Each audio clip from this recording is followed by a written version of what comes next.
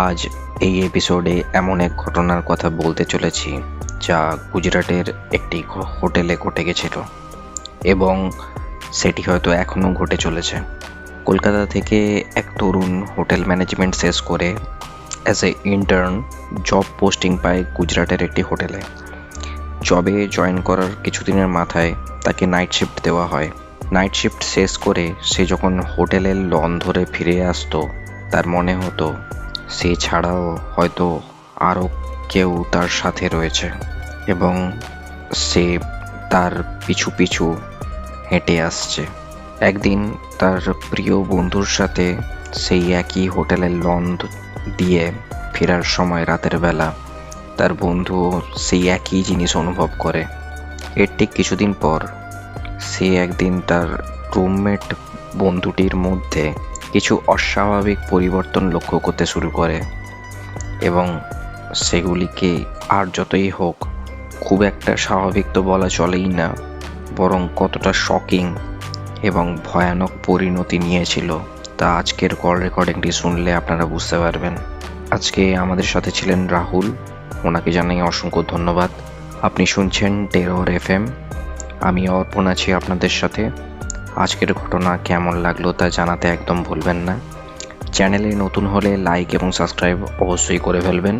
আর আপনিও যদি আমাদের সাথে নিজেদের ঘটনা শেয়ার করতে চান তাহলে নিচে ডেসক্রিপশন বক্সে দেওয়া আমাদের হোয়াটসঅ্যাপ নম্বর, ইনস্টাগ্রাম প্রোফাইলের লিঙ্ক এবং ফেসবুক প্রোফাইলের লিঙ্ক দিয়ে দেওয়া হয়েছে। সরাসরি আমাদের সাথে যোগাযোগ করে ফেলতে পারেন। তাড়াতাড়ি হেডফোন পরে ফেলুন। শুরু করছি আজকের টেরিফাইং কল রেকর্ডিং। সাথে থাকুন, শুনতে থাকুন। Tune in and turn up the fear. This is Terror FM. নমস্কার রাহুল বাবু, কেমন আছেন আপনি? আমি খুব ভালো আছি। নমস্কার সবাইকে। আর কেমন আছেন বলুন আপনারা? তো ভালোই আছি। আমিও ভালো আছি। আচ্ছা, আমি শুরু করার আগে একটা কথা আমাদের অডিয়েন্সদের বলে নিতে চাইছি, সেটা হচ্ছে আমার নিজের আজকে একটু শরীরটা খারাপ আছে, তো সেই জন্য গলার আওয়াজটা হয়তো অতটা ভালো হয়তো শোনাবে না। যাই হোক, আমি চেষ্টা করছি যতটা সম্ভব ভালোভাবে করার। রাহুল বাবুর সাথে আমার কথা হয় শাশ্বতী থ্রু দিয়ে। শাশ্বতী একটা পডকাস্ট দিয়েছিলেন আমাদের কল্যাণী একটা ঘটনা নিয়ে, এবং আমি জানতে পারি রাহুল বাবুর জীবনে অনেক মারাত্মক ঘটনাই রয়েছে, যেটা আমি রেকর্ডিং শুরু করার আগে শুনছিলাম, এবং যথেষ্ট ব্যাপারটা ভীষণ রকম শকিং এবং টেরিফাইং বলা চলে। হ্যাঁ, জানি। তো যাই হোক, আমি জাস্ট জানতে চাই আপনার থেকে, মানে ঘটনাগুলোর কিরকম ভাবে সূত্রপাত হয় এবং কিভাবে এই জিনিসটা আপনার লাইফে একদম পুরো এফেক্ট ফেলে দিতে পারে। অ্যাকচুয়ালি আমি হচ্ছি একজন হোটেল ম্যানেজমেন্টে একজন স্টুডেন্ট। ওকে, তো আচ্ছা, আমি 1 year of hotel management course আমি করছিলাম। তো সেখান থেকে আমরা 22 জন ছেলে মেয়ে, তাদেরকে আমাদের প্রিন্সিপাল ইন্টার্নশিপ ট্রেনিং এ যাওয়ার জন্য যেতে দিয়েছিল গুজরাট।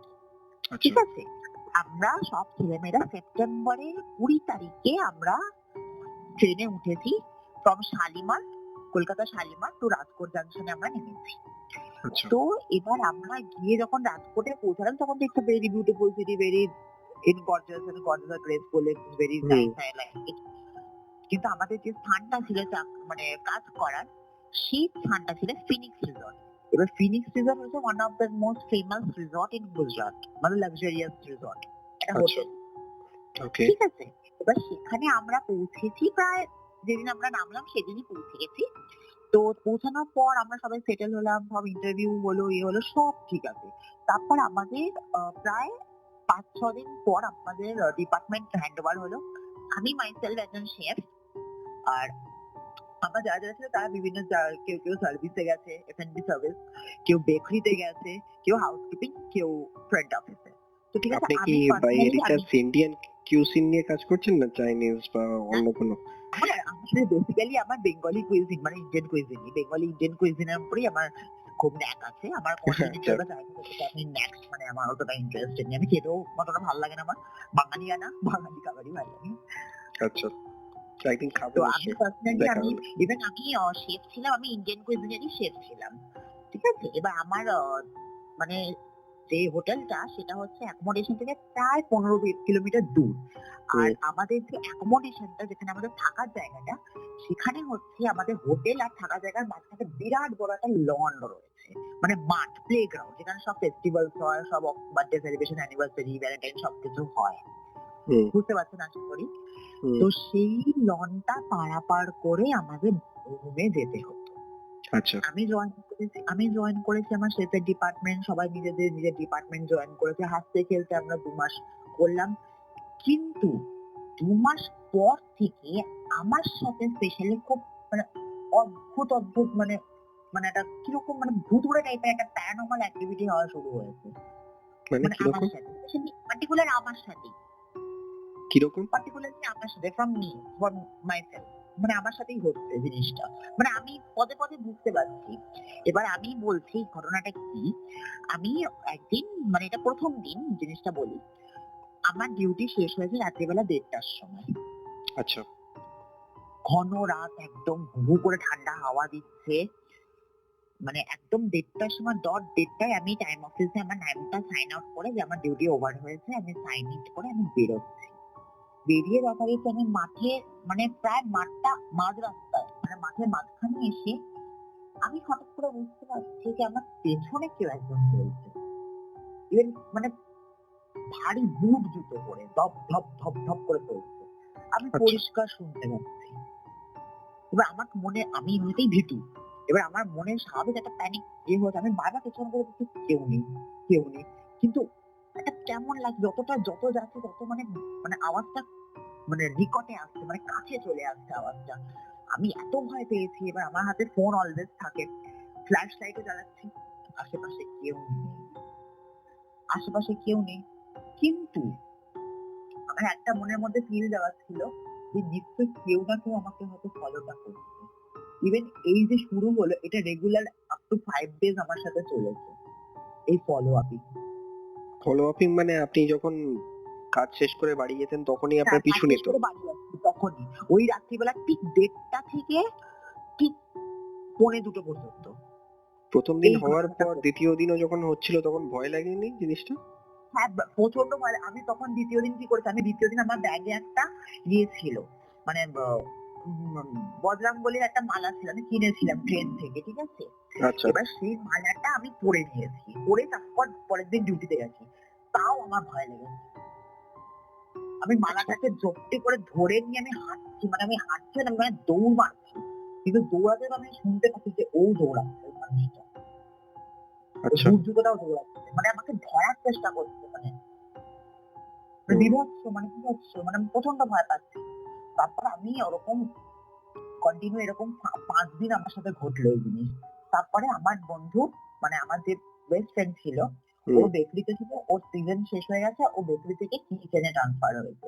ও চাইনিজ ডিপার্টমেন্টে গেছে, আমি ইন্ডিয়ানে তো যা রয়েছে রয়েছে, ভালো কথা। আচ্ছা এবার দুজনেরই ডিউটি টাইমিং ওভার হলো 1:30টার সময় আবার, কেন এটা কিচেনেরই রুল ছিল, দুপুর 12টা থেকে রাত্রি 1:30টা পর্যন্ত, ওকে মাঝে 1-1.5 ঘন্টার জন্য ব্রেক। ওটা আমরা যেতাম নর্মালি, কোনো অসুবিধা নেই দুপুরবেলা। তো এবার আমি আর আমার বন্ধু ফার্স্ট দিন দুজনে একসাথে ওই লনে যাচ্ছি, যেতে যেতে অদ্ভুত ব্যাপার, ও মাঝখানে থমকে দাঁড়িয়ে পড়েছে, মানে আমার সামনে চলছে, ও দাঁড়িয়ে পড়লো just। মানে উইদাউট টেনশন ঠাপ করে দাঁড়িয়ে পড়েছে।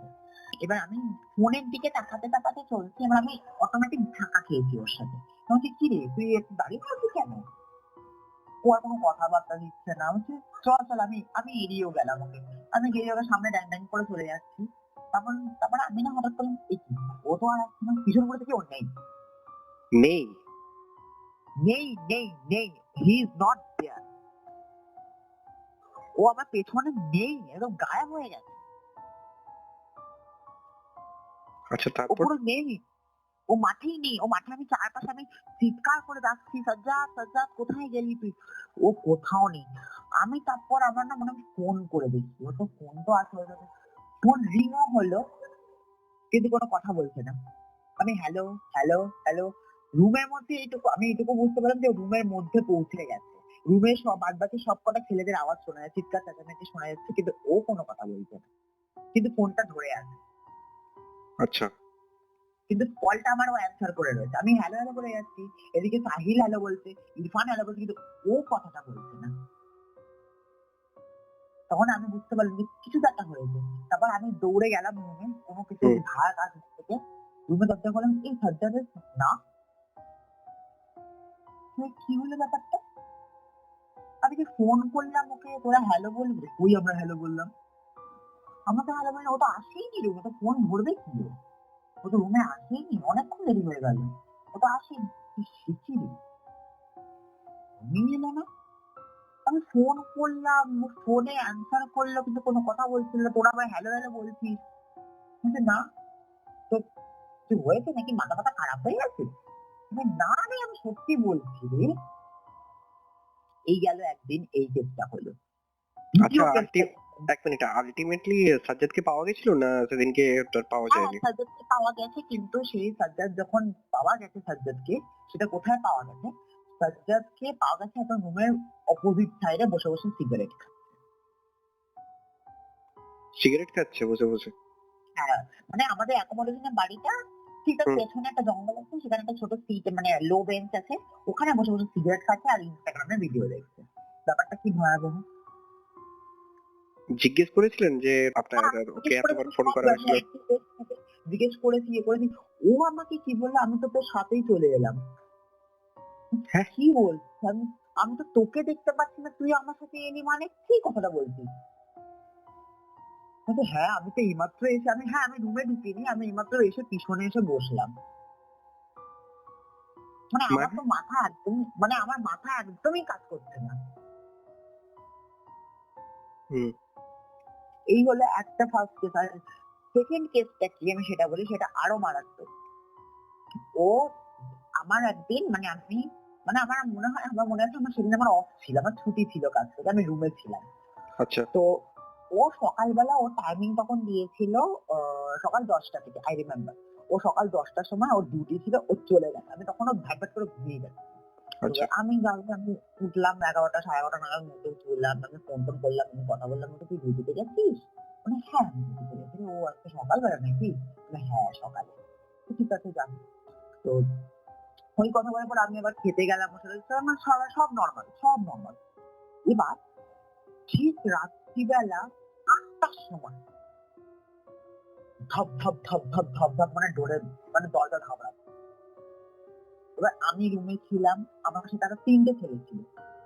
বলছে, হুম। কি হলো রে, দেখুন কে দরজা ধাপড়া? তারপর 8টার সময় খুলে দেখলাম কেউ নেই, নোবডি ইজ দেয়ার। আবার দরজা বন্ধ করে বিছানার মতো আবার সেই ধপ ধপ ধপ করে আওয়াজটা হচ্ছে।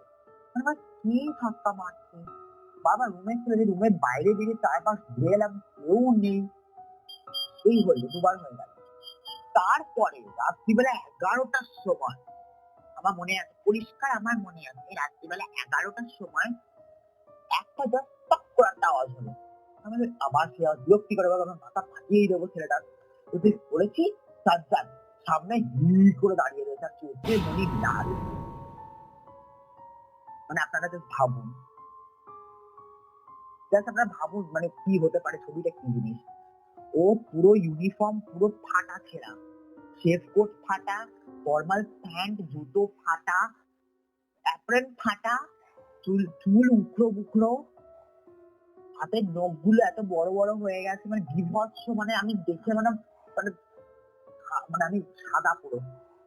হাতের এতটা নখগুলো ভয় বড় পেয়েছি। হয়ে গেছে মানে ওটা সাজ্জাদ ছিলই নাকি না অন্য ওটা কাউকে আমিও দেখি? বুঝতে পারছি না যে ওটা সাজ্জাদ ছিল না অন্য কেউ ছিল, কিন্তু পুরো সাজ্জাদের মতো দেখতে। আর মানে হাসিটাকে এতটা ভয়ঙ্কর, বাপরে বাপ, মানে আমার এখনো ভয় লাগে, ভয় লাগতে বলতে। মানে ওরা হাসিটা নর্মাল যে আমার হাসি কতটুকু এইটুকু থাকে, ওর পুরো চোখের অব্দি হাসি চলে গেছে, আর চোখের মনিগুলো টকটকে লাল করমচার মতো। ওই আচ্ছা। দেখে আমি ধরাম করে তাদের আবার বন্ধ করে দিয়েছি। বন্ধ করে দিয়ে আমি আমার তো মাথাও হয়ে গেছে, পুরো হ্যাং হয়ে গেছে। আমি সবাইকে বললাম, এবং আমার সাথে ওই 3টে ছেলে পর্যন্ত ওই সেম দৃশ্যটা দেখেছে,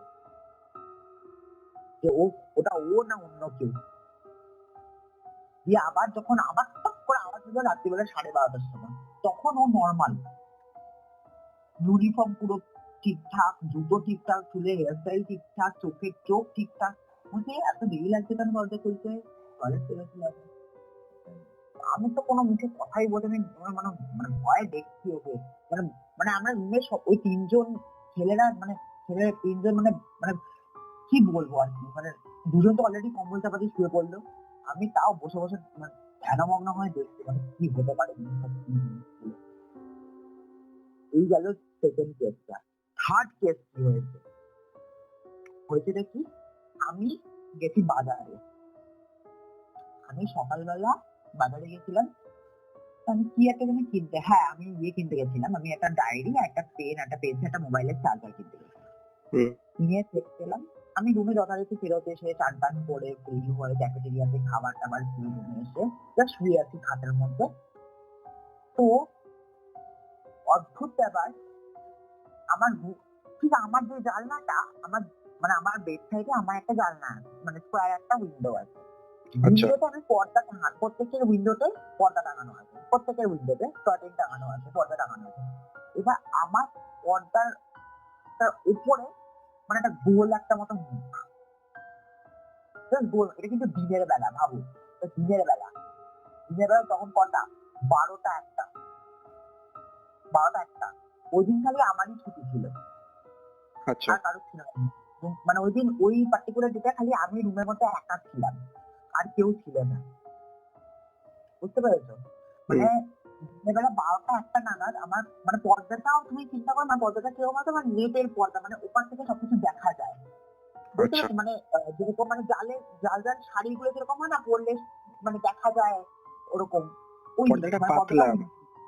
হ্যাঁ খুব পাতলা, ভীষণ পাতলা পর্দাটা, ওই মেটেরিয়াল। এবার আমার পর্দাটা সাদা রঙের ছিল, প্রত্যেকেরই সাদা রঙের। তা আমি পরিষ্কার করতে পারছি যে আমার পর্দার পেছনে জানলাটা কিন্তু বন্ধ, জানলাটা বন্ধ, আমার পর্দার ওপারে একটা গোল মতো একটা মুখ। মানে কি পর্দাটা হাঁটাই, তো হাঁটালাম, জানলা খুললাম, কেউ নেই। আবার বন্ধ করলাম, শুয়ে পড়ে মোবাইল দেখি, আমার না একটা আওয়াজ হলো, যে আমার ফোনটাই মাটিতে পড়ে গেছে। কি হলো রে বাবা, আবার কি হলো, কি কুকুর মরলো না বিড়াল মরলো না, কি কাকে মারলো বুঝি। দেখলাম খুলে বাইরে বেরোলাম, কেউ নেই, আশেপাশে কেউ নেই, আমি আমার রুমে ঢুকে গেলাম। আমি এটা এই হয়ে গেল। এবার এই জিনিসটাই কন্টিনিউ হলো সেদিন রাত্রিবেলা, তখন সবাই এলো বন্ধুরা, তখন সাজ্জাদও ছিল আমার রুমে, আমার সাজ্জাদ আমার বেডটা করে জয়েন্ট বেড, একদম জয়েন্ট বেড, দুজনে একসাথে শুয়ে, মানে বাঙ্ক বেড, মানে উপর নিচে। আচ্ছা। ঠিক আছে, এবার ঘটনাটা হচ্ছে, আমি যেটা সব থেকে বেশি ভয় পেয়েছি সেটা হচ্ছে, ও রাত্রিবেলা যখন আমরা সবাই ঘুমিয়ে পড়েছি রাত্রিবেলা 12:30টার সময়, ও আয়নার সামনে দাঁড়িয়ে রয়েছে। আচ্ছা। আমি মানে জাস্ট একটুখানি আড়াল মরেছি, দেখি ও হট করে আয়নার সামনে দাঁড়িয়ে রয়েছে। কিরে ঘুমাবি না, কটা বাজে, ডেটটা বেড়ে গেছে 12:30, ডেটটা বাজে, কিরে কি করছিস? ও না, আমার তখন চোখে কি পড়লো জানো, যে ও আয়নার সামনে দাঁড়িয়ে আছে, মানে আয়নাতেও রিফ্লেকশন নেই, আয়নাতে কোনো রিফ্লেকশন নেই? মানে সাধারণত মানুষের কি, আমি যদি আয়নার সামনে, আমার অপোজিট আয়নাতে আমার রিফ্লেকশনটা আসবে, হ্যাঁ। মানে আমি যদি আয়নায় দাঁড়াই তাহলে আমার সামনাসামনি তো আরেকটা রাহুল থাকবে না, যাকে আমি দেখে আমি চুল ঠিক করবো বা প্যান্ট জামা ঠিক করবো, সেটাই তো স্বাভাবিক।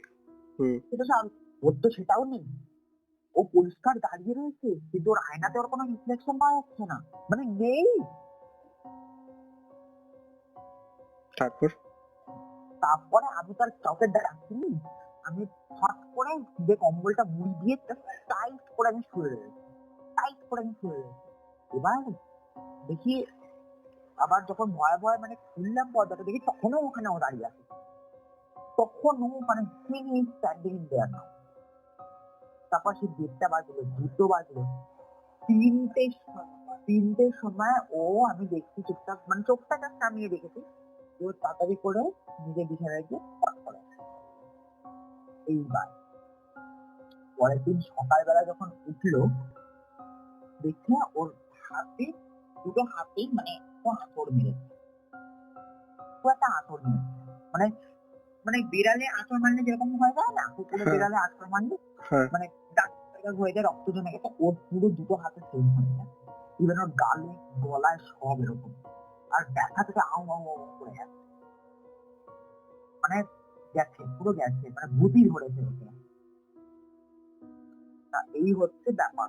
এবার আমি তারপরে তো ওরকম সব ম্যানেজাররা ওকে ইয়ে করলো, তারপর আমি সেলফ নিলাম। তারপরের থেকে যখন আমরা রুমের মধ্যে একটা ভগবানের ফটোটা টাঙালাম, আমি চিন্তা করে একটা ফটো চিপকালাম, পোস্টার একটা হনুমানের ফটো চিপকালাম, তারপর থেকে একদম আজ অব্দি ক্লিয়ার, কিছু হয় না। না ওর কিছু হয় না, আমার না বাস্তবিক কোনো ছেলে মেয়েদের কিছু হয় না। এই হচ্ছে ঘটনা। আচ্ছা, ওই মাঠ বা লন যে জায়গাটা ছিল অত বড় হ্যাঁ যে হ্যাঁ বলছেন, হ্যাঁ তো হ্যাঁ হ্যাঁ। ওই জায়গাটাতে কিছু কেস কি আছে? কোনো পরে জিজ্ঞেস করেছিলে আমার কাউকে? তো মনে হচ্ছে কিছু আছে, এবং আমার তো মনে হচ্ছে কিছু আছে, এবং সবাই, ইভেন শুধু আমরা না, আমাদের আগে যে কটা ছেলে মেয়েরা কাজ করে, ইভেন হোটেলে যে কজন কাজ করে, সবাই কিছু না কিছু দেখেছে। একজনের কাছ থেকে আমি শুনছি একজন মহিলাকে দেখেছে, সে সাদা রঙের শাড়ি পরে, হাতের নখগুলো পুরো শাকচুন্নির মতো বড় বড়, উল্টো পা, আর চুলগুলো উঠলো বুকলো। এই একটা দেখেছে, আমি শুনেছি। আরেকটা দেখেছে একটা কালো মানুষ খালি লেফট রাইট দৌড়ে দৌড়ে বেড়াচ্ছে, এটা একটা শুনেছি। আরেকটা শুনেছি যে আমাদের যে বিল্ডিংটা হোটেলে, সে উপরে একটা ছাদে একটা বাচ্চা ছেলে, সে নাকি রেগুলার ওখানে দাঁড়ায়, ওখান থেকে ঝাঁপ মারে রেগুলার, কিন্তু পরের দিন আর বাচ্চাটা দেখা যায় না। আচ্ছা, আমি বিভিন্ন রকম শুনেছি, কিন্তু আমি যতদূর ধারণা করলাম সবার কাছ থেকে শুনে, যে ওই মাঠে কিছু না একটা কিছু আছে। আপনি যেটা ভাবে বললেন যে সাজ্জাদের সাথে এরকম একটা ঘটনা ঘটে গেল, তারপর সাজ্জাদকে কি করা হয়েছিল? কোনো হোটেল কর্তৃপক্ষ থেকে কিছু বলা হয়েছিল বা হ্যাঁ, ওকে বাড়ি পাঠানো হয়েছিল? মানে সেরকম কিছু হয়নি, তবে আমাকে আর আমার সাজ্জাদকে একটা অন্য হোটেলে ট্রান্সফার করে দেওয়া হলো, যেহেতু আমি আর ও এখন ফিনিক্স, মানে সিজনস হোটেলে আছে, যেটা হচ্ছে ফিনিক্স থেকে প্রায় 20 কিলোমিটার আগে। ওটা আচ্ছা, একটা সিজনস, একটা ভেরি রেপুটেড, একটা নাম করা একটা ভীষণ ফেমাস হোটেল, সিজন হোটেল। ওটাও খুব ভালো। এখানে এসে কিছু হচ্ছে না। আচ্ছা, ওর সাথে ফাইনালি কি হলো না হলো, ওকে পরে ওর সাথে কি হয়েছিল, কিছু হয়েছিল নাকি জানার চেষ্টা করেছিলেন পরে? হ্যাঁ, আমি যতদূর ওর ফ্যামিলির সাথেও কথা বল, তবে হ্যাঁ, একটা জিনিস আমি জানতে পেরেছি, হুম, ওর মায়ের কাছ থেকে, ওর মার সাথে আমি ডাইরেক্ট কথা বলেছিলাম, সাজ্জাদের মার সাথে, আমার বন্ধুর সাথে, যে ওর মা বললো ছোটবেলায় ও যেখানে থাকতো, মানে অ্যাকচুয়ালি কি বলতো, Sajjad is an adopted child. আচ্ছা, ও পালিত পুত্র, ও সৎ মায়ের কাছে থাকে ও। হুম, বুঝতে পারছি। ঠিক আছে, ওর আসল বাবা মা ওকে ছোটবেলা থেকে ওকে অ্যাডপ্ট করে দিয়েছে এই মায়ের কাছে, এবং এই মায়ের কাছেই ও এখন যেই মায়ের কাছে থাকে, সেই মায়ের কাছেই ও বড় হয়েছে, পড়াশোনা শিখেছে। ঠিক আছে, আচ্ছা, আমি তাই জন্য ওর যে সৎ মা, তার সাথে আমি ডাইরেক্ট ফোন টু ফোন কথা বলেছি, এবং একটা জিনিস আমার কাছে প্রমাণিত হয়ে গেছে, যে ও খুব ভূতে ভয় পায়, প্লাস একটা যেটা বড় ওর ড্রব্যাক, সেটা হচ্ছে ওর বাড়িতে আগে যেখানে ও থাকতো, সেই বাড়িটা ভাড়াটে ছিল, এবং সেই আচ্ছা, ভাড়াটের যে মহিলাটি ছিল, তিনি সুইসাইড করেছিলেন। ঠিক আছে, যে বাড়িটায় উনি ভাড়াটে থাকতেন, সেই ভাড়াটে নিচের ফ্লোরে থাকতেন, উনি সেকেন্ড ফ্লোরে থাকতেন ওনার ছেলেদের নিয়ে। ঠিক আচ্ছা, আছে, এই ভাড়াটে মহিলাটি ছিল তার ফ্যামিলির প্রেসারে তিনি সুইসাইড করেছিলেন। ইয়াং একজন মহিলা, মানে হুম, বুড়ো না, মানে টিনেজারও না, একজন লেডি ওম্যান। আচ্ছা, হ্যাঁ, তিনি সুইসাইড করে নিয়েছেন। এবার সেই সুইসাইডটা, লাশটা পাড়া প্রতিবেশীরা ওনার বাড়ির ভেতরে ফ্রিজের ভেতর জমিয়ে রেখেছিলেন। হ্যাঁ, খুব অদ্ভুত ব্যাপারটা খুব অদ্ভুত। ফ্রিজের ফ্রিজের ভিতর ভেতর? জমিয়ে রেখেছিল। হ্যাঁ, ফ্রিজের ভিতরে জমিয়ে রেখেছিল। ফ্রিজের ভিতরে জমিয়ে রাখার পর, এবার যখন খুব মানে বদগন্ধ বেরোতে শুরু করলো, সব পাড়া প্রতিবেশীরা জানতে পারলো কোনো রকমে, আমি জানি না কি করে। তারপরে ওই লাশটাকে উদ্ধার করা হলো, এবং সেটাকে নিয়ে বলা হয় যে সুইসাইড করা হয়েছে, এর উপর মানে ভীষণ, কিন্তু যেটুকু জানতে পারে, ওনার যে আত্মাটা, তিনি ওই পুরো বিল্ডিংটাই কবজা করে রেখেছেন, এবং তার জন্য যখনই ওই সাজ্জাদ গেলে, তখনই ওই আত্মা সাজ্জাদের উপর ভরসা করে। আচ্ছা, এবং বুঝতে সাজ্জাদ তো ওখান থেকে তো ট্রান্সফার নিয়ে তো আপনাদের সাথে তো থাকছিল ওই হ্যাঁ, কোয়ার্টারে। মানে ও ও আসলে থাকে হচ্ছে আপনার শ্যামনগরে, এবার আচ্ছা, আমি থাকি কলকাতায়। ঠিক আছে, এবার হুম, কলকাতায়, এবার শ্যামনগর থেকে ও কলকাতায় তো রেগুলার ডেইলি প্যাসেঞ্জারই তো করতে পারবে না, হুম, সম্ভব না ওর পক্ষে, অতটা সময় ওর নেই। প্লাস ও আবার অনেক কিছু পজিটিভ সাইন আছে, কোনো ফুটবল খেলতে ভালোবাসে, ও গান গাইতে ভালোবাসে, ও গিটার ভালো বাজায়। হ্যাঁ, আচ্ছা, তাই জন্য এরকম অনেক পজিটিভ সাইন আছে। এবার আমি মাইসেলফ, আমি নিজে নাচ করতে খুব ভালোবাসি, হুম। আমি ডাক্তার একজন, হুম। ঠিক আছে? তা দুজনে অ্যাটলিস্ট অনেকবার ঘোরাঘুরি করেছি, অনেক জায়গায় ঘুরতে বেরিয়েছি, সবকিছু করেছি। তারপরে জিনিসটা যেটা ব্যাপারটা ঘটেছে, ও যখন 12 পাস করলো তখন ওর সৎ মাকে বললো যে তুমি কিন্তু এই মানে বিয়েতে একটা ট্রমা আছে তোমার মধ্যে, তাই জন্য যতদিন আমরা পারি as soon as possible যে আমরা শিফট করে যাব কলকাতায়, এখানে আর থাকবো না। কিন্তু ওরা যখন শিফটও করে গেল কলকাতায়, তখনও কিন্তু ছেলেটার ভয় কাটেনি। ও তখন কি হতো, তখন ও রাস্তায় রাস্তায় ওই বুড়ি মানে ওই মেয়েটাকে দেখতে পেত, ওই লেডিটাকে দেখতে পেত, গলায় আচ্ছা। দড়ি লাগানো, উকড়ো বুকড়ো চুল, চোখ দিয়ে রক্ত পড়ছে, চোখ দিয়ে রক্ত পড়ছে, উল্টো পা, ওই জায়গাতে ও দেখেছে। ইভেন আপনি বিশ্বাস করতে পারবেন না, ও ফটো পর্যন্ত তুলে রেখেছে। হ্যাঁ? লেডিটা, হ্যাঁ ওই মহিলাটা ফটো তুলে রেখেছে? ফটো তুলে রেখেছে। ও মানে বিভৎস, মানে সাহসও আছে বটে ছেলেটার, ও ফটো তুলতে পেরেছে। মানে আচ্ছা। সামনে দাঁড়িয়ে ক্লিক করেছে ফটোটা, তারপরে ওর ফোনটা খারাপ হয়ে গেছে। মানে ফটোটা সেন্ড করতে পারেনি। সেন্ড আমাকে অনেক পরে পরে যখন আমার সাথে হোটেল ম্যানেজমেন্টে জয়েন করেছে একসাথে, তখন আমাকে সেন্ডটা করেছে। এটুকু আমি জানতে পারলাম যে ও ট্রমাটাইজড, মানে ভীতি আছে ভূতে। সেটা তো বুঝতে পারছি, এটা তো এমনিতেই যা ওর এটাই সাথে ব্যাপারটা ঘটেছে। হয়েছে। তারপর এই জন্য ওকে সাইকিয়াট্রিস্ট দেখানো হয়েছে, অনেক কিছু ওর মা ট্রিট করেছে, কিন্তু কোনো লাভ হয়নি। এবার বলেছে ওর ওষুধ চলবে যতদিন না নর্মাল মোডে ফিরছে। তবে যতদিন ও আমার সাথে আছে এখনো, আমি যতটুকু পারি ট্যাকেল করে রাখছি, মানে আমার অ্যাবসেন্সে ও ঠিকই আছে। ও ওষুধও খাচ্ছে, সবই করছে, ও ঠিকই আছে এখন। ওই ঘটনাগুলোর পরে আর কখনো দেখেছিলেন তাদেরকে কোনো রকম উম, মানে আনন্যাচারাল অ্যাক্টিভিটি করতে? হ্যাঁ, দেখেছিলাম। হ্যাঁ, দেখেছিলাম। বলছি, ও যখন আমি যখন ফিনিক্স থেকে সিজনে আসার আগেই, ঠিক আগের হুম। দিন, আমি রেডি হলাম। রেডি হয়ে আমি জাস্ট বাথরুম থেকে চান করে আমি ড্রেসিং করছি, যেহেতু আমি একটা নতুন হোটেলে শিফট করবো, লাগেজ ফাগেজ সব বাইরে গাড়িতে তুলে দিয়েছি, আসবো। ও কি করছে, বাথরুমের শাওয়ারটা চালিয়ে রেখেছে। হুম। হ্যাঁ, শাওয়ারটা চালিয়ে ও কি করছে, মানে মুখটা উপরে তুলে, আমার মনে আছে, মুখটা উপরে তুলে ও মানে গাটা খুঁজলাম, মানে পাগল, মানে বাঁদরের মতো বিহেভ করছে, একটা বাঁদর যেরকম করে, ঠিক আছে, সেরকম মনে হচ্ছে। আমি না ওটা দেখে খুঁজছি এতক্ষণ ধরে, ওর মানে পুরো মানে মানে আমার কেটে মানে ওর ঘাটটা পুরো ঘুরিয়ে দিয়েছে, মানে শরীরটা পেছনেই না আছে, কিন্তু ওর পুরো মুন্ডুটা পুরো ঘুরে গেছে এরকম, মানে পুরো 45 ডিগ্রি ঘুরে গেছে একদম। 180 ডিগ্রি ঘুরিয়ে দিয়েছে গাড়টা, তাই তো? হ্যাঁ, ওই দেখে আমি চিৎকার করে উঠেছি, পাশে অ্যাকোমোডেশনে সবাই লোক এসে দেখতে গেছে, ততক্ষণে দেখি বাথরুম মানে ইয়ে করে, তখন ঘুরিয়েও ফেললো নর্মাল হয়, চানও করে ফেললাম, বেরিয়েও এলো। আমি তো নিজের চোখে বিশ্বাস করতে পারছি না। আমার নিজের চোখটা মানে খুলে বেরিয়ে আছে এবার। আর পরিষ্কার আমরা আই টু আই, মানে আমার নিজের চোখে দেখতে পেলাম, আমি মানে পুরো ফাট করে ঘুরিয়ে ফেললাম। শরীরটা পুরো সামনে, শাওয়ারের সামনে, কিন্তু মুন্ডুটা পুরো অপোজিট সাইডে। মানে আপনারা চিন্তা করুন, মানে এটা দেখার পর কে না ভয় পায়। হুম। তারপরেও তাও আমি ধৈর্য ধরেছি, আমি ভেবেছিলাম ওকে নেবো না, আমি সাথে আমি মরে যাবো, কিন্তু না, তাও আমি ওর হাতটা ধরেছি, নিয়ে এসেছি, এখন ফিট অ্যান্ড ফাইন। ওকে কোনো স্পিরিচুয়াল জায়গাতে দেখিয়েছেন এটার ব্যাপারে কোনো জায়গাতে? বলতে মানে কোনো সাইকিয়াট্রিস্ট, আমি তো বললাম সেটা দেখিয়েছে ওর মা। নো, নট সাইকিয়াট্রিস্ট, মানে যেহেতু এটা একটা প্যারানর্মাল জিনিস ওর সাথে জুড়ে আছে, তো সাইকিয়াট্রিস্ট নিয়ে তো এটা দিয়ে কাজ কতটা হবে প্যারানর্মাল না একটা, হবে, মানে ওই ভূত ছাড়া, মানে সেরকম কিছু বলতে চাইছেন তো আপনারা?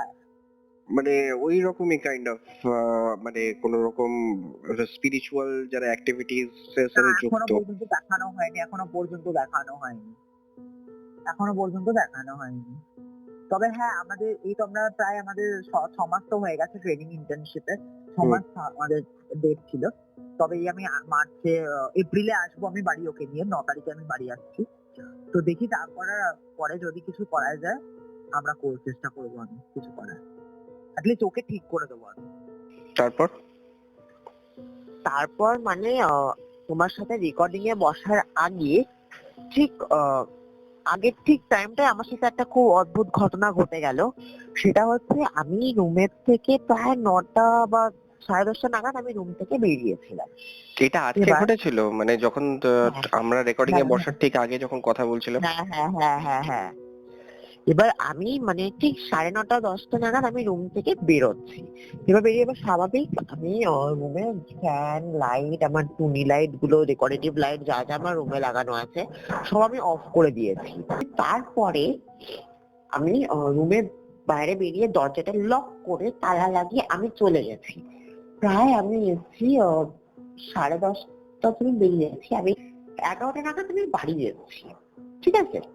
এবার বাড়ি আসার পর আমি দেখছি আমার রুমটা লক, কিন্তু রুমের তলাটা কি বলতো মানে একটু দরজাটা একটু উঁচু, মানে লাইট জ্বাললে লাইটটা মানে বাইরে দেখা যায়। আমি তাহলে পরিষ্কার চৌকাঠের বাইরে নিচ থেকে দেখা যায়, তাই তো? হ্যাঁ নিচ থেকে দেখা যায়। এবার আচ্ছা। আমি পরিষ্কার দেখতে পাচ্ছি যে আমার রুমের মধ্যে আমার নীল রঙের টুনি লাইটটা জ্বলে আছে। পরিষ্কার দেখতে পাচ্ছি পুরো নীল রঙের যে জোরালো আলোটা যেটা হয় টুনি বাল্বের দিওয়ালির লাইটে, সেই লাইটটা আমার রুমের মধ্যে কেউ জ্বালিয়ে দিয়েছে। এবার আমার ব্যালকনিও লক, বাথরুম লক, কি করে হয়? ব্যাপারটা সত্যি ভয়াবহ এবং খুব পিকুলিয়ার জিনিসটা। এবার বাদ বাকি আমার পাশের রুমে 3জন ছেলে এটা দেখে অবাক হয়ে গেল, এটা কি করে পসিবল হয়। লাইটটা তালা সেন্সর লাইট নয় তো? না, দিওয়ালির যে টুনি বাল্ব গুলো হয় না, আচ্ছা। মানে দিওয়ালিতে আমরা যে বাড়ির মধ্যে লম্বা লম্বা টুনি বাল্ব গুলো ঝোলাই না, লাল হুম নীল হুম। হলুদ সবুজ, ওই নীল রঙের টুনি বাল্ব আমার ফ্লোরে দেওয়ালে সব জায়গায় টাঙানো আছে ডেকোরেটিভের জন্য। তো ওই লাইটটা জ্বালানো। এবার সেটা বাদবাকি সবাই থেকে থতমত খেয়ে গেছে যে তালা ঝুলছে, চাবি আমার হাতে, তাহলে কি করে লাইটটা জ্বলছে। তালাটা তাড়াতাড়ি করে খুলে দরজাটা যখন খুললাম তখন আমি আর নিচে তাকাইনি। এবার আমি যত তাড়াতাড়ি করে চাবি দিয়ে তালাটা খুলে যখন সবাইকে দেখালাম ততক্ষণ আলো নিভে গেল। মানে আমার মনে হচ্ছে যে রুমের মধ্যে কেউ একটা আছে, কিছু একটা না কিছু একটা আছে যেটা আমাকে ফলো করছে বা কোনো আমারই ক্ষতি করার চেষ্টা করছে। আচ্ছা। মানে কি বুঝতে পারছি না সে কেন আমাকে এরকম করছে বা কি চাইছে আমার কাছ থেকে, মানে হোয়াটস দ্য রিজন, কেন ফলো করছে আমাকে, কেন এরকম টর্চার করছে। এই জন্য মানে এটা সবাইকে দেখে সবাই ভীষণই মানে ইয়ে হয়ে গেছে, তাকে সিচুয়েশনে পড়ে গেছে। যাই হোক, আমরা তো আজকে আপনার থেকে অনেকগুলো ঘটনাই পেলাম। তো হ্যাঁ হ্যাঁ আজকের রেকর্ডিংটা এই পর্যন্তই রাখছি। যদি হ্যাঁ ভবিষ্যতে হ্যাঁ আরো কিছু ঘটনা ঘটে তাহলে আমরা নিশ্চয়ই নেব। তো আমাদের অডিয়েন্সকে আপনার কি কিছু মেসেজ দেওয়ার রয়েছে? হ্যাঁ, অডিয়েন্সকে আমার পক্ষে যারা যারা আমার থেকে বড়রা আছো, যারা ছোট ছোট বাচ্চারা এবং টিনেজার যারা দাদা দিদি রয়েছে, তাদেরকে সবাইকে জানাই একটাই কথা যে যেখানেই থাকো ভালো থাকো, কিন্তু বুদ্ধি খাটিয়ে চলো এবং সতর্ক থাকো, প্রত্যেকটা পদে পদে অ্যালার্ট থাকো, কেন এরকম অনেক কিছু যা কিছু হতে পারে তোমাদের সাথে। Whatever thing you have to face it. যে একটা মানে যেরকম আর কি পৃথিবীতে যেরকম হয় যে টিনেজার যে যে বয়সটা 18 থেকে 22 পর্যন্ত যে বয়সটা আমাদের আছে সেটা very dangerous and very problematic and pathetic to pass out. Okay, hmm. তো এটা প্রত্যেকেই মানে পাস করেছেন এবং যারা যারা বড় বড় বড় সেলিব্রিটিজ রয়েছেন, বড় বড় খেলোয়াড়রা রয়েছে, তারা পর্যন্ত এই প্যাকেজটা পাস করেই গেছে এবং এই প্যাকেজটা পার করতে গেলে বিভিন্ন রকমের হ্যারাসমেন্ট সহ্য করতে হবে, সেক্সুয়াল মেন্টাল টর্চার হ্যারাসমেন্ট সহ্য করতে হবে, বিভিন্ন রকমের বাগবিতণ্ডা কাঠকয়লা করাতে হবে, কিন্তু হেরে গেলে চলবে না বন্ধুরা। নিজেকে অ্যালাউ করো এবং এগিয়ে যাও, পিছনে তাকানোর দরকার নেই। কে কি বলছে না বলছে, কেউ গালাগাল দিচ্ছে, কে কি মজা করাচ্ছে, কে তোমাকে নিয়ে টোল আপ করছে, কোনো দেখার দরকার নেই। এগিয়ে যাও, তুমি কাজে কাজে মন দাও, টাকার পিছনে মন দিও না। ওই একদম। ব্যাগটা কিনলো, ব্যাগটা এত সুন্দর যে আমি অনলাইনে থাকতে হঠাৎ করে কিনে ফেললাম, এটা না। তুমি ও যে ওই ব্যাগটা ইউজ করছে তাহলে তোমাকে সেই ক্যাপাসিটি, সেই তোমার ওই লেভেলটা আনো আগে ওই ব্যাগটা ইউজ করার জন্য। আগে নিজের লেভেলটা তৈরি করো, টাকার পিছনে দৌড়িও না, টাকা তোমার পিছনে দৌড়াবে। নিজের অকাতটা আর ক্ষমতাটা এমন লেভেলে হাই লেভেল তোলো নিজেকে যে প্রত্যেকটা পদে পদে টাকা তোমার পিছনে আসতে বাধ্য হবে। তোমাকে টাকা চিন্তা করতে হবে না, টাকা তোমার পিছনে আসতে বাধ্য হবে। বন্ধুরা আমি বারবার বলছি, নিজের কনফিডেন্স রাখো, লড়তে শেখো, লাইফে অনেক কিছু ছেলেমেয়ে লড়ো। আমি একটা কিছু বলতে চাই এর মানে, যেটা আমার খুব গুরুত্বপূর্ণ লাইফে একটা ইন্ডিকেটর, সেটা হচ্ছে আমি একজন গে। মানে সমকামী, তাই তো? মানে লেসবিয়ান, আমি গে। আচ্ছা। তো ব্যাপারটা হচ্ছে আমি যখন বুঝতে পারি যে আমি গে, আমি কখন বুঝতে পেরেছি, আমি ক্লাস 3-তে আমি বুঝতে পেরেছি যে আমি গে। এবং আমার নিজস্ব, আমি মিথ্যে কথা বলবো না একদমই, আমার বয়ফ্রেন্ডও আছে। আমার বয়ফ্রেন্ড দেখে আমি গে, এবং এই যে আমি গে জিনিসটা, যে কথাটা আছে, এটা মানে সবাই বোঝে যে এটা মজা করানোর ব্যাপার, এটাকে নিয়ে ট্রোল আপ করার ব্যাপার, ওদেরকে সেক্সুয়ালি হ্যারাস করার ব্যাপার যারা গে বয়েজরা হয়। কিন্তু ব্যাপারটা একদমই ভুল, ব্যাপারটা একদমই ভুল। একটা ছেলে যদি গে হয় তার মানে এই নয় যে তার কোনো লাইফ নেই বা তার কোনো স্বপ্ন নেই বা সে কিছু করতে পারবে, কেন অফকোর্স ওই যেই ছেলেটা গে, সে তো একজন বাবা মারই ছেলে। আমি যদি গে হই, আমিও তো আমার তো মা আছে, আমার তো বাবাও আছে, আমিও তো অবশ্যই। কারণ না কারণ আমিও তো একদিনের সন্তান না। তবে আমাকে যারা এরকম ভাবে দিনের পর দিন সেক্সুয়ালি হ্যারাসমেন্ট করা, মানে গায়ে পায়ে প্রাইভেট জায়গায় হাত দেওয়া, এগুলো ভীষণই মানে আমার মধ্যে স্টপ করা দরকার। আমি সবার কাছে অনুরোধ করবো, যারা যারা বিয়ে ছেলেরা রয়েছে, যারা যারা আছেন, তাদেরকে আমি এটাই বলবো যে খুব ভালো হয় যদি নিজের রক্ষার জন্য কিছু একটা সেলফ ডিফেন্স শিখে রাখা, কেননা প্রত্যেকটা পদে পদে লাগবে। এবং আমি শিখেছি বলে আমার প্রত্যেকটা পদে পদে লাগে। তুমি কি মার্শাল আর্ট শিখেছো বাই এনি চান্স? আমি ব্ল্যাক বেল্ট ক্যারাটেতে। ও মাই গড। আমি ব্ল্যাক বেল্ট ক্যারাটে। এইটুকু আমার কনফিডেন্স আছে যে যদি কি আমাকে কেউ অ্যাটাক করে, তাহলে আমি ওকে পাল্টা জবাব দিয়ে মাটিতে ফেলে দিয়ে চলে যাবো 1 সেকেন্ডের মধ্যে। এবং সেটা আমি দিয়েওছি অনেকবার, আমার স্কুল লাইফে দিয়েছি, আমার এই ট্রেনিং লাইফেও দিয়েছি অনেকবার। হুম, দারুণ লাগলো। প্রচুর এটা এটা যদি শেখা হয় প্রত্যেকটা ছেলে মেয়েদের পক্ষে, যারা টিনেজার হিসেবে মানে আমার মতো, তাদেরকে এটা নিজের একটা কনফিডেন্স থাকে যে অ্যাটলিস্ট রাস্তা দিয়ে একা চললে ভয় লাগবে না।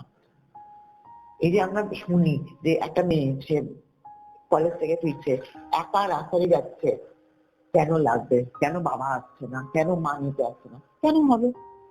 তোমার নিজের মধ্যে কনফিডেন্স নেই যে আমি অ্যাকচুয়ালি যেতে ব্যাপারটা পারবো? হচ্ছে, আমি একটা জিনিস বলতে চাই এখানে, সেটা হচ্ছে এখনকার দিনে মার্শাল আর্ট বা যে কোনো রকম স্পোর্টস, মানে স্পোর্টস বলতে গেলে হ্যাঁ, যেটাতে মানে ডিফেন্সিভ স্পোর্টস যেগুলো হয়, সেগুলোতে প্রত্যেকটা বাচ্চাদের উচিত ট্রেনিং নেওয়া এখন আজকালকার দিনে। এটাই আমি ইন্ডিকেট করছি যে প্রত্যেকটা every teenager to college, university, school girls and boys also must learn the karate, self defence, at least basic self defence. At least কি হবে বলেন তো, মানে যদি কেউ ধরে অ্যাটলিস্ট বেঁচে ফিরে আসতে পারে, মানে যাতে ধসায় না যায় মানুষটা, আমি এটুকুই চাই। হুম, একদম। একটা রাস্তা দিয়ে এখন আমি অনেকবার শুনছি সবার কাছ থেকে যে আমার মেয়ে রাত্রিবেলা 12টার সময় একা রাস্তা দিয়ে আসে, কতগুলো ছেলে দেখে, এরকম মানে স্টিয়ারিং করে। কেন সেই করে? ফাটিয়ে দাও চোখ মেরে। কি করতে দেখছো? আমি কি তোমার বোন যে উয়া উয়া করে যাবে আমাকে দেখে? কেন কেন ভয় পাচ্ছ তুমি? তোমার নিজে তোমার হাত নেই, পা নেই, তোমাকে ভগবান দিয়েছে সবকিছু, নিজের বুদ্ধিটা খাটাও। যে ওরা যদি আমাকে পিছন পিছন করে, আসতে দাও, পিছন পিছন আসতে দাও, যখন ছোবে ব্যাস দিয়ে দাও ধরাম ধরাম, কোনো ব্যাপার। আমিও তাই করি। আমি এটুকুই অডিয়েন্সে বলতে যাবো যে at least basic self defence technique কিছু শিখে রাখা দরকার, এটা কাজে দেবেই দেবে। আমরা যা শুনতে পাচ্ছি আরজি করে যে ঘটনাগুলো হচ্ছে, ছেলেদেরকে যেরকম মানে আজকাল মেয়েরা হ্যারাসমেন্ট, শুধু সেটা না, ছেলেরাও হ্যারাসমেন্ট হচ্ছে। আমি এখানে একটা ছোট্ট কথা বলতে চাই, মানে বেসিক সেলফ ডিফেন্স অবশ্যই শিখে রাখা দরকার, কিন্তু আপনি যেটা বললেন যে যাদের মানে পেছনে আসতে দাও এবং সেই সময়টাতে নিজের সেলফ ডিফেন্স কাজে লাগাও, বাট সেলফ ডিফেন্সটা করাটা হয় তখনই যখন অ্যাটাকড ফিল করা হয়। তো যতটা সম্ভব দেখুন, যারা আসছে ওর পেছনে, তো সেই সময় সেই ব্যক্তিটিকে হ্যাঁ, ধরাশায়ী তোমাকে করার জন্য সে মানে যারা অফেন্ডার রয়েছে তাদের কাছে কি কি তারা প্রিপারেশন নিয়ে যেটা আমি আসছে, বলে সেটা তো হ্যাঁ, সে জানে না, না? এটা তো সেটা আমি আলটিমেটলি একটা মুভি আমি তো বল- নয়। সেটা আমি বলছি আপনাকে যে কিভাবে বুঝবেন জিনিসটা। ধরুন আপনি রাস্তায় বসে বসে আপনি সিগারেট খাচ্ছেন, এবার আমি একটা মেয়ে হলাম, আমি কলেজ থেকে আমার ছুটি হয়েছে, রাত্রিবেলা আমি আসছি, কলেজ বা টিউশন যাই হোক আমি আসছি, সাপোজ এক্সাম্পল। এবার আপনি আমাকে দেখলেন এবং আমার প্রেজেন্টেশন আসা শুরু করলেন, তখন আমাকে কিন্তু কিছু করতে হবে না, জাস্ট সিম্পল টেকনিক যেটা বলে সেটাতে সামনে মাঝে দাঁড়িয়ে পড়ো, জাস্ট ঘোরো পিছনে, বলো র্যান্ডম মুখের উপর ডাইরেক্ট জিজ্ঞেস করো কি চাইছো, র্যান্ডম ডাইরেক্ট মুখের উপর জিজ্ঞেস করো। আর জিজ্ঞেস করার ভঙ্গিটা এমন হতে হবে যাতে ওই জিজ্ঞেস করার কথা দিয়েই মানে ওই ছেলেটার তলায় চলিয়ে দেয়। এটা হচ্ছে মেইন টেকনিক। কেন সেলফ ডিফেন্স অনেক সময় করতে হয় না, সেটাও কিন্তু অনেকে জানে যে কথাবার্তাতেই মানে অ্যাটাক হয়ে যায়, কথাবার্তাতে অ্যাটাক ডিফেন্স হয়ে যায়, যেরকম আমরা অনেকও হয়েছে। কথাবার্তা ছড়িয়ে এমন হবে যে অটোমেটিক্যালি অপোনেন্ট ভয় পেয়ে যাবে যে না এর সাথে পারা যাবে না, এ দিতে পারে। এইটা টেকনিকটা। সবসময় যে হাতটা লাগিয়ে উঠাম টানানি দিতে হবে এবং ডাইরেক্ট আই কন্ট্যাক্টে কথা বল, মুখের উপর থ্রো করো কথাটা, বাদ খতম। ব্যাস এটুকুই আমি বলতে চাই। ঠিক আছে, যথেষ্ট ভালো লাগলো আপনার সাথে কথা বলে রাহুল দা। আজকের মতন তাহলে এখানেই শেষ করছি রেকর্ডিংটা। ওকে, তো শুভরাত্রি, ভালো থাকবেন। হ্যাঁ ভালো, আপনারাও ভালো। এটাই ছিল আজকের পডকাস্ট। এই রকমই আরও পডকাস্ট শুনতে এই ভিডিওটির শেষে স্ক্রিনের উপরে আসা বাঁ দিকের বা ডান দিকের ভিডিওটি ক্লিক করুন। আর আমাদের চ্যানেলে আসা আরও লেটেস্ট আপডেট পেতে স্ক্রিনের নিচে আসা বেল নোটিফিকেশনটি অবশ্যই ক্লিক করুন। তো এখনকার মতো এখানেই শেষ করছি, ফিরে আসবো আরও কিছু ইন্টারেস্টিং ঘটনা নিয়ে। Till then, tune in and turn up the fear. This is Terror FM.